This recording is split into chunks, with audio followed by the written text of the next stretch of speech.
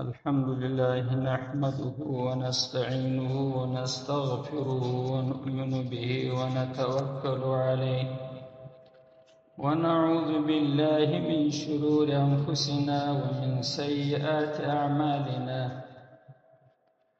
من يهده الله فلا مضل له ومن يضلله فلا هادي له ونشهد أن لا إله إلا الله وحده لا شريك له ونشهد أن سيدنا ومولانا محمدا عبده ورسوله وصلى الله تعالى عليه وسلم تسليما كثيرا كثيرا أما بعد فأعوذ بالله من الشيطان الرجيم بسم الله الرحمن الرحیم. د زرینو وړانګو په سلسله کې دا یو حدیث دی د رسول الله صلی الله علیه وسلم دغه وړاندې کوم. حدیث په دې اړوند دی دا د نن زمانه کې اکثر خلک ما لیدلي ډېر پریشانه دي، ستومانه دي، وای کار مو نه سمیږي، ژوند مو خراب دی، یو د کاروبار شکایت کوي، بل د زوی د نه اهلی څخه شکایت کوي چې زوی مې ډېر بد دی په ستړی یم، بل بیا د وروره څخه شکایت کوي چې بې اتفاقي راسره کوي، په کور کې جنجال کوي. معنا داسې سړی چې د هغه د کارونه سمې چندو نشته، هر یو چې وغږوي نو دی د شکایاتو ډک دی. نو هغه چونو کوي په سد کې هغه خو لا پر ښو خلکو یا ښه پیر ته یا ښه عالم ته ورځي چې دعا راته وکړه.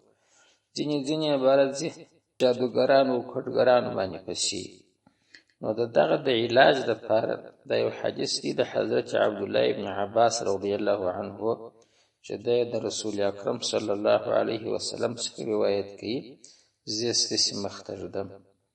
حدیث چې دی مشکات شریف راوړی دی په 453 صفحه کې د 2 جلد، او دا حدیث د حواله کړی دی و احمد او ترمذی ته. دا دواړه د حدیث کتابونه دي. حدیث په دې ډول دی.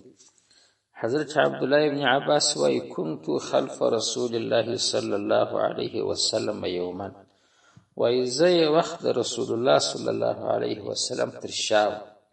نو د حدیث کتابونه وی چې د تر شا سپور د کښنه الکو، ځکه چې رسول علیه السلام وفات کېدی په هغه وختو کې د جرلس کالو. نو په دا وخت کې چې دی دا کیسه کوي دی کښنه دی رسول علیه السلام تر شا پر یو مرکب باندې سپور دی. نو د پیغمبر علیه السلام خدای د اکازي کیږي، ولدی د عباس زوی دی د عبدالله ابن عباس. عباس د پیغمبر علیه السلام اکاو. نو پر دې وسیله د خپل د اکازي د هدایت ورته کوي، او دا د پیغمبر علیه السلام وسیله و چې د دعا کړې و د تعالی دون علم ورکړي چې د رئیس المفسرین لقب یو چې ټول مفسرینو د رئیس دی. نو دی وایي چې ورسره هم فقال رسول علیه السلام ما تول یا غلام یا لک، نو خدای کشف نو نصیحت ورته کوي. نصیحت یې حسابلی دی په یاد کړی دی. داسې کشران نه دي که زموږ چې خبره د دین ورته وکړي وروسته دی هغه خبره نشي ویلی، یا د امت ته پرېښې ده دا خبره، تر اوسه یې موږ ته ده رارسولې ده. پیغمبر یا لک احفظ الله، ته ساتنه کوه د الله. ساتنه د الله څه معنا؟ د الله حق ساته، د الله حق مضایع کوه. د الله حق چې شي دی چې الله د کومو کارو امر کړی دی ته د هغو کارو حفاظت کوه، معنا کوایه. الله چې د کومو کارو څه منع کړي د حرام کړي دي هغه مه کوه. نو د دغه دوو مراعات چې ته وکړې د اوامرو د نواهیو، نو تا ګویا کې د الله تعالی د حق حفاظت وکړي. نو احفظ الله، ته ساتنه کوه د حق د الله، یحفظک، الله تعالی به ستا حفاظت وکړي. ستا حفاظت ونه الله د چا څه وکړي؟ د هر هغه کار چې په تا بد لګېږي، که د دنیا وي د دنیا تاوان دی مثلا، یا د قریب نه اهلي ده، یا د یو بل چا جفا ده، د دغو ټولو څه به دې وساتي. په آخرت کې چې کوم شی پر تا بد لګېږي لکه دوزخ، لکه د حساب کتاب سختي، د هغه څه به دې وساتي. په قبر کې چې کوم شی پر تا بد لګېږي د هغه څه به دې وساتي. نو ګوره ساتنه په ساتنه سره شوه. ته د الله حقوق وساته، الله تعالی به ستا حفاظت د هر هغه شي څه وکړي چې ته ښه نه ګڼې. په نن زمانه کې موږ ځان خپل دا رقم ایله کړی دی چې کومه ناروا چې زموږ زړه غواړي هغه موږ کوو. زه به دا درته ووایم چې که چیرې الله پاک دا څه چې ګناه وي حلالي کړي وای نو بالا موږ څه کول، خو تر دغه به نو بالا ارمان نه وای پکښلي. که زنا ده په سوو په زورو کېږي، که لیواتت دی، که غلا ده، که رشوت دی، که غیبت دی. یعنې په زړه کې د یو چا دا نه ورګرځي چې یعنې زه یو مسؤلیت لرم که نه لرم چې زه دغسې یو حیوان یم پیدا سوی چې په لاس راله هغه کوم. د بل مال خو دا رقم راکشوو لکه د ځنګله زمری چې پر هر شي پېښ شي چې دی وږي خو سره څري. اوس چې موږ پر هر شي د هر چا پر مال پېښ شو دا نه وایي چې دا به حرام وي، دا خو حساب و کتاب لري. موږ دا رقم خورو د عوامو په اصطلاح لکه د مور شیدې. نو پیغمبر علیه السلام اول شی دغه وښوه. موږ چې ګیله کوو چې کاروبار مو نه سمیږي، زه به خپل ژوند ته وګورم چې ما د الله تعالی کوم امرونه پر ځای کړي دي او د کومو منکراتو څخه چې الله بد ګڼلي دي ما ځان راګرځولی. دا یو وصیت ورته وکړي. دویمې ورته احفظ الله تجده تجاهک، ولته د الله تعالی د حق حفاظت وکړه. هغه چې دی وکړي تجده ته به دی پیدا کړي تجاهک و مخ ته ستا. زه یو مثال وایم، مثال خو نو عین ممثل نه. موږ چې یو تیرونی انډیوال لرو په خاص سخته موقع کې دی دستي حاضر درته ودرېږي چې دا کتاب ځکه تنګ سي دی ودرېږي. نو دا خو هغه څنګه دا هغه خو نو چې خبر سره راځي الله عز وجل څخه موږ یو وزره نه یو پټ، زموږ یو کار نه دی ځینې پټ. که موږ د الله حفاظت وکړو، الله یاد وساتو د ګرد عمر دپاره، الله به زموږ سره ملګري چې هر ځای زموږ کار بندېږي الله به زموږ مخ ته ولاړي، معنی امداد به مو کوي. خلاصه یې ده. دریم خبره چې نبی علیه السلام د خپل د اکا زوی ته وکړه عبدالله ابن عباس، ول واذا سألت فاسأل الله، ول چې کله ته سوال کوې د یو شي نو ته د الله څخه سوال کوه، د بل چا څخه مه غواړه، بل چا ته لاس مه نیسه.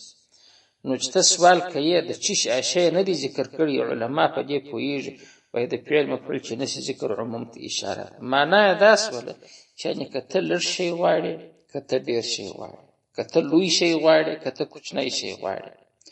حتی په یو روایت کې راځي د حضرت انس رضی الله عنه څخه روایت دی، دی وایي چې نبی علیه السلام وویل وليسأل احدكم ربه حاجته كله، ولیو دې په تاسو کې هر څوک چې دی د خپل رب څخه د خپل ټول حاجت سوال کوي، حتی يسأله شسع نعله اذا انقطع، ولحتی کې د چوټي تسمه پریسوه دغه تسمه دې د الله څخه وغواړي. دا حدیث ترمذی شریف دی، حضرت انس رضی الله عنه روایت کړی دی.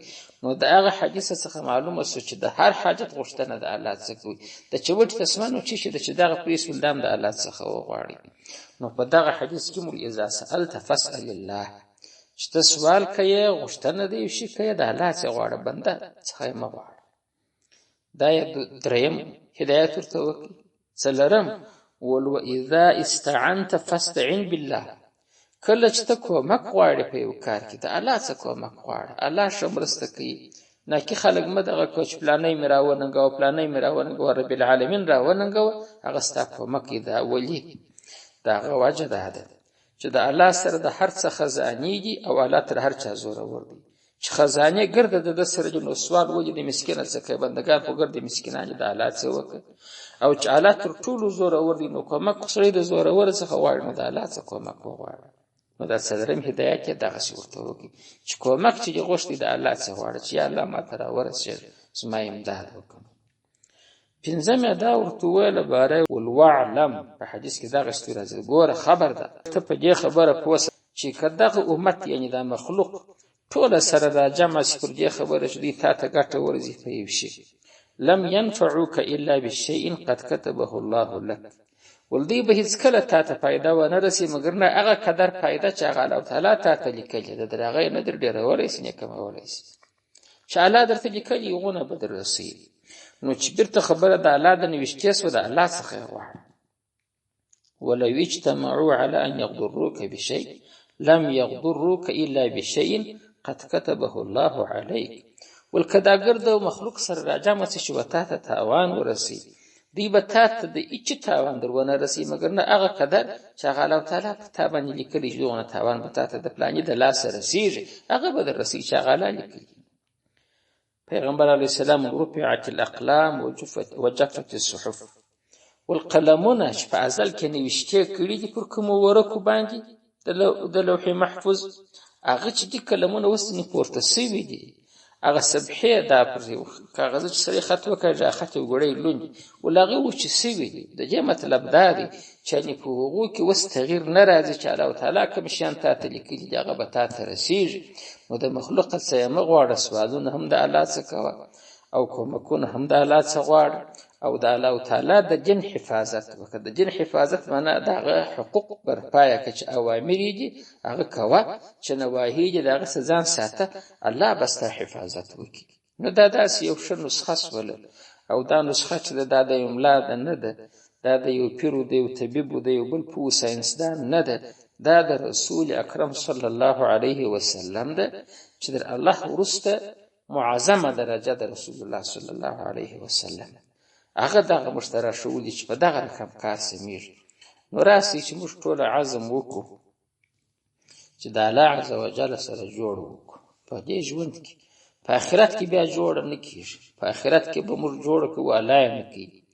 اوس الله تعالی جوړ کوي، د توبې در خلاص دي، د قران کریم آیاتونه په ډک چې بندگان الله تعالی راجي سي، الله تعالی مغفرت ورته کوي، عفو ورته کوي. چې الله پاک موږ ته عفو او مغفرت وکړي، د دنیا کار چې دې سمیږي خود به تفاوت موجود دی.